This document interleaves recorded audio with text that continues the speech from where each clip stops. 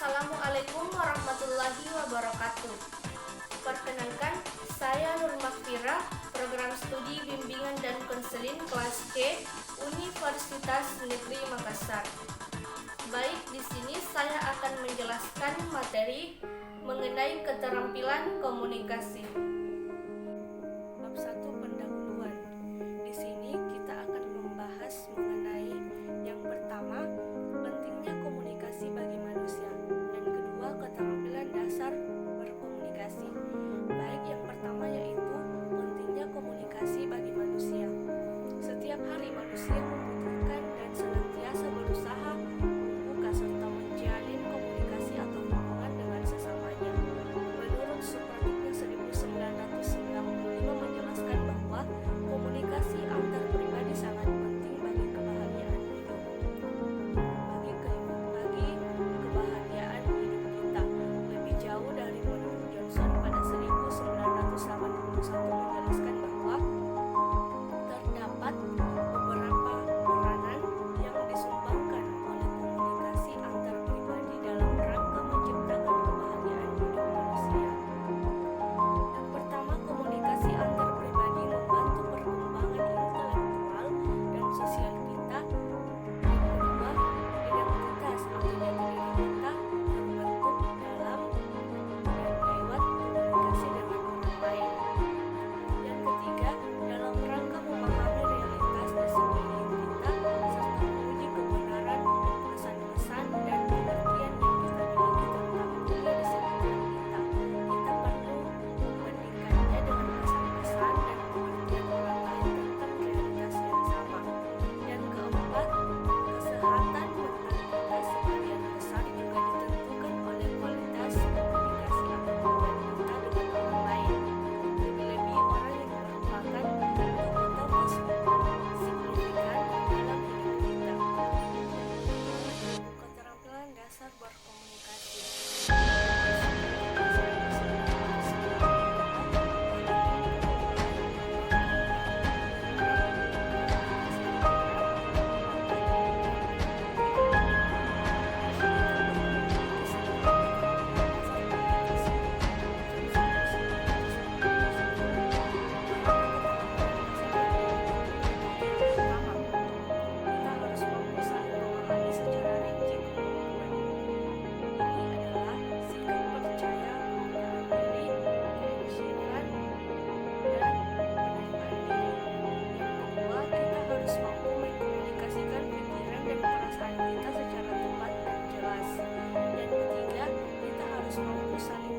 Dan saling memberikan dukungan atau saling menolong. Yang keempat, kita harus mampu memecahkan konflik dan bentuk-bentuk masalah antar pribadi yang lain mungkin muncul dalam komunikasi kita dengan orang lain melalui cara-cara yang konstruktif. Selanjutnya bab 2, pengertian komunikasi. Di sini kita akan menjelaskan mengenai yang pertama, apa itu komunikasi. Yang kedua, proses komunikasi. Yang ketiga, arah komunikasi. Dan yang keempat, komunikasi satu arah dan dua arah. Yang pertama, apa itu komunikasi? Kata komunikasi berasal dari bahasa Latin, yaitu communicare, berarti berpartisipasi atau mempertahankan. Menurut DeVito 2009 mengatakan bahwa komunikasi merupakan tingkah laku satu orang atau lebih yang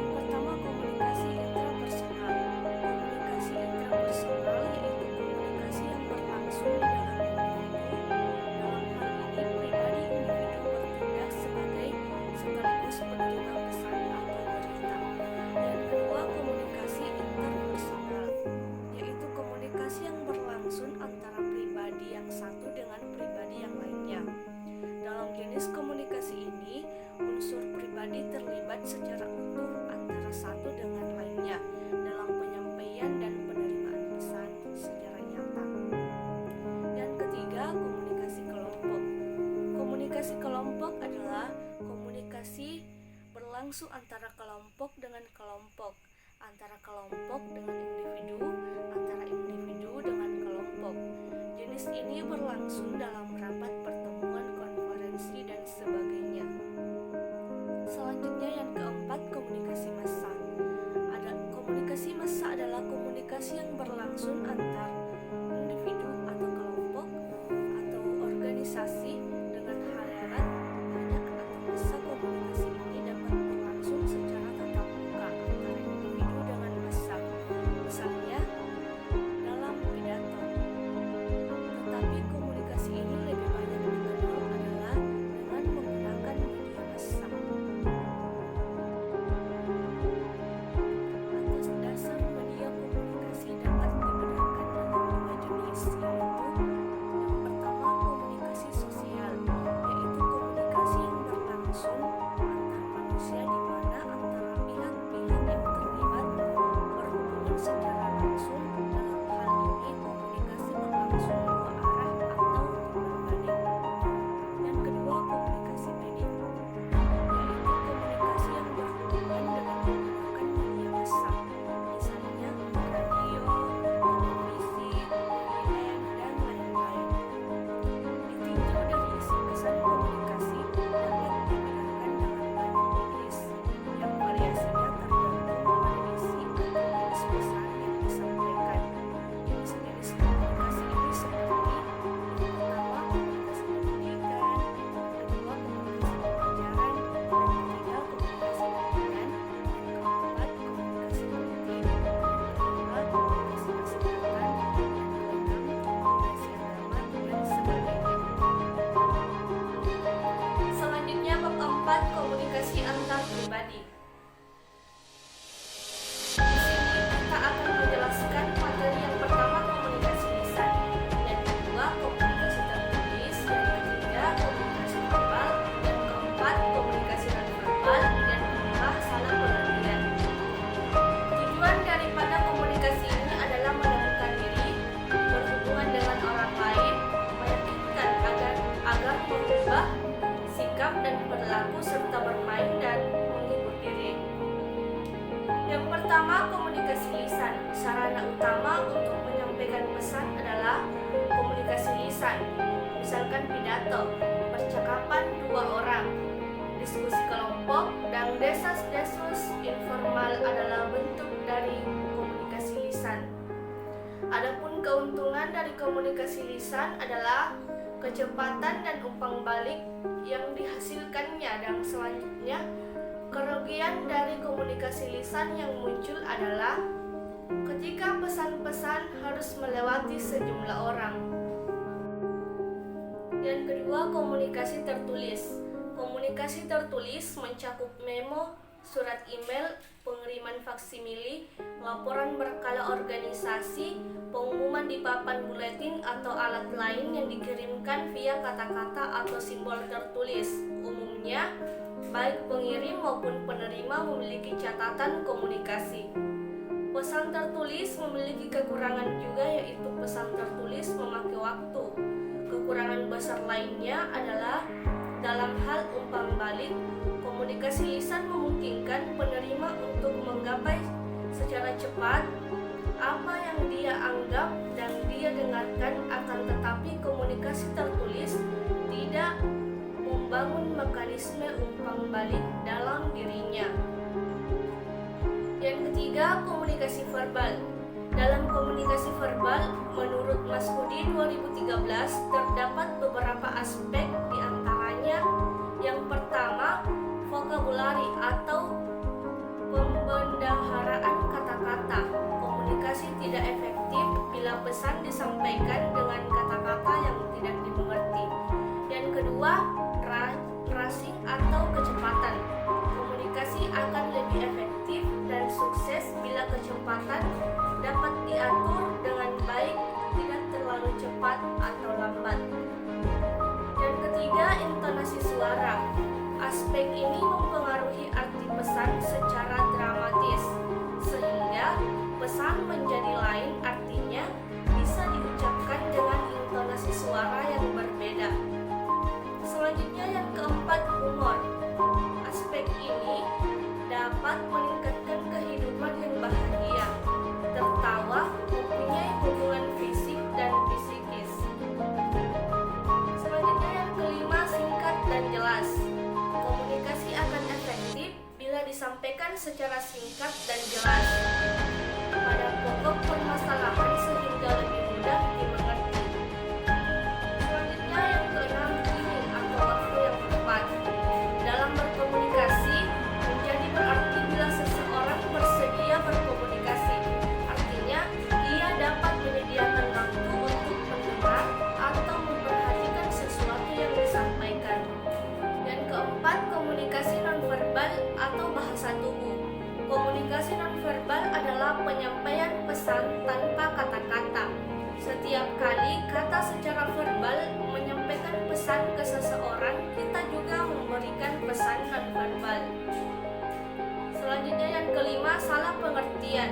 Menurut Dian dan Mas Heidi 2012, ada beberapa hal yang dapat dilakukan untuk menghindari terjadinya salah pengertian atau miscommunication, antara lain dengan I statements, yaitu kalimat yang dimulai dengan kata saya dan dilanjutkan dengan deskripsi apa yang kita inginkan termasuk perasaan yang kita rasakan. Selanjutnya bab 5, jenis-jenis hubungan antar pribadi.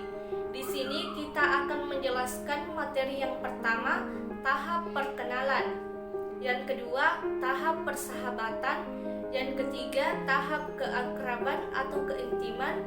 Yang keempat, tahap hubungan suami istri. Yang kelima, tahap hubungan orang tua dengan anak. Dan yang keenam, tahap hubungan persaudaraan. Yang pertama, tahap perkenalan. Pada tahap ini, hubungan antar pribadi dikategorikan sebagai kenalan karena jenis hubungan antar pribadi seperti ini sangat terbatas pada pertukaran informasi. Yang kedua, tahap persahabatan. Prinsip umum yang harus dijaga dalam persahabatan adalah keseimbangan dan kesejajaran kedudukan. Persahabatan menghendaki agar dua pihak komunikator dan komunikasi harus merasa mempunyai kedudukan yang sama. Tidak ada yang lebih tinggi daripada yang lain. Yang ketiga, tahap keakraban atau keintiman. Shillers dan Scott mengemukakan pendapat bahwa hubungan antar pribadi yang intim disebabkan oleh interaksi yang berulang-ulang dengan derajat kebebasan dan keterbukaan yang sangat tinggi. Yang keempat, tahap hubungan suami istri. Menurut Dilworth, hubungan suami istri ditandai dengan gaya cinta yang akrab dan intim. Cinta yang akrab itu masih perlu ditambah dengan suatu tanda atau simbol keintiman relasi. Yang kelima, tahap hubungan orang tua dengan anak. Jenis hubungan ini hubungan yang terlihat di antara orang tua dengan anak-anak, merupakan hasil perkawinan buah cinta yang mendalam dari sepasang suami istri. Anak-anak adalah wujud dari kesatuan mereka. Yang keenam, tahap hubungan persaudaraan. Hubungan ini ditandai oleh perasaan cinta antara adik dengan kakak, maupun antara anak-anak dari ayah dan ibu yang sama. Cinta yang menandai hubungan persaudaraan itu berlandaskan emosi. Selanjutnya bab 6, pembukaan diri. Di sini kita akan menjelaskan materi yang pertama, self disclosure.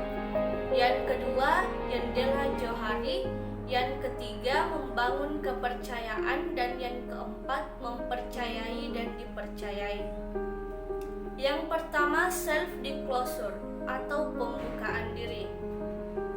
Self disclosure atau disebut dengan pembukaan diri menurut Johnson adalah mengungkapkan reaksi atau tanggapan kita terhadap situasi yang sedang kita hadapi, serta memberikan informasi tentang masa lalu yang relevan atau yang berguna untuk memahami tanggapan kita di masa kini. Yang kedua, jendela Johari. Joeluf dan Hari Ekham melukiskan diri kita ibarat sebuah ruangan berserambi 4 yang mereka sebut dengan jendela Johari sesuai nama depan mereka. Yang ketiga, membangun kepercayaan.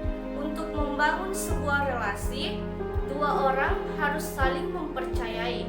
Menurut Supratitnya 1995.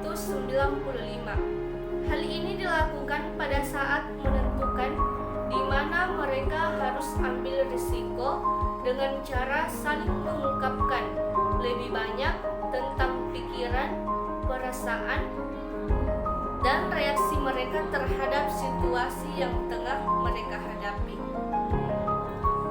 Yang keempat, mempercayai dan dipercayai.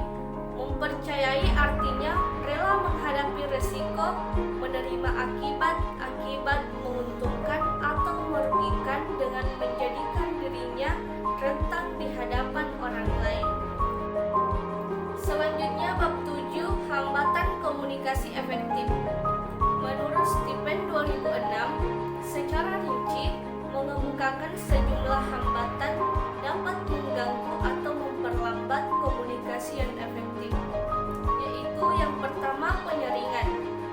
Penyaringan mengacu ke pengirim yang memanipulasi informasi sedemikian rupa sehingga akan tampak lebih menguntungkan di mata penerima.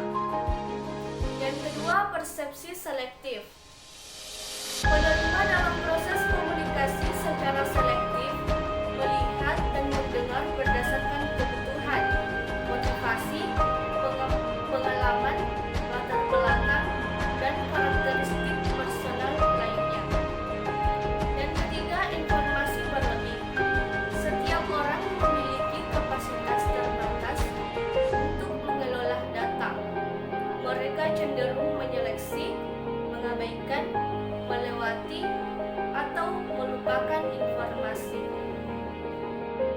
Selanjutnya, yang keempat, emosi.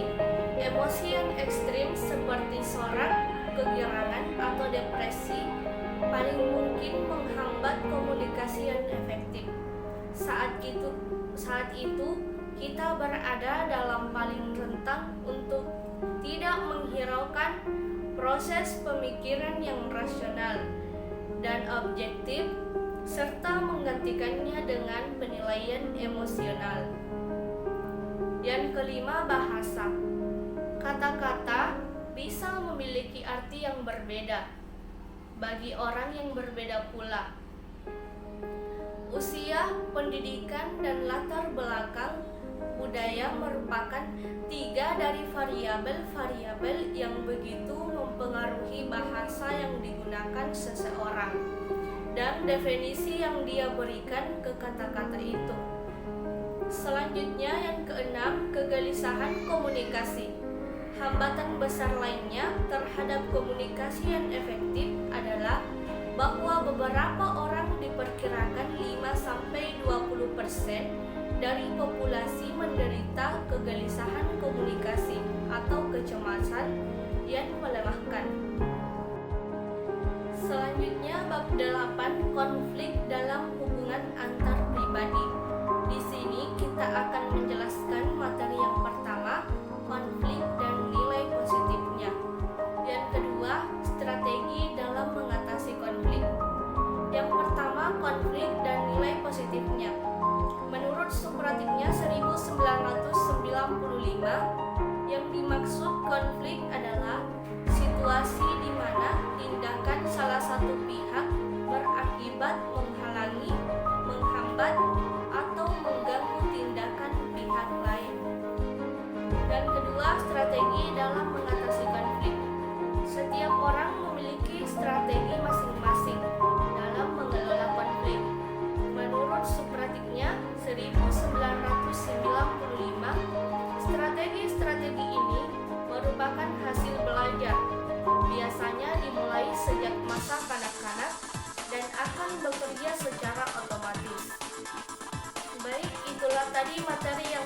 saya paparkan. Kurang dan lebihnya mohon dimaafkan, karena kelebihan itu datangnya dari Allah dan kekurangan itu datangnya dari saya pribadi. Sekian dan terima kasih. Wassalamualaikum warahmatullahi wabarakatuh.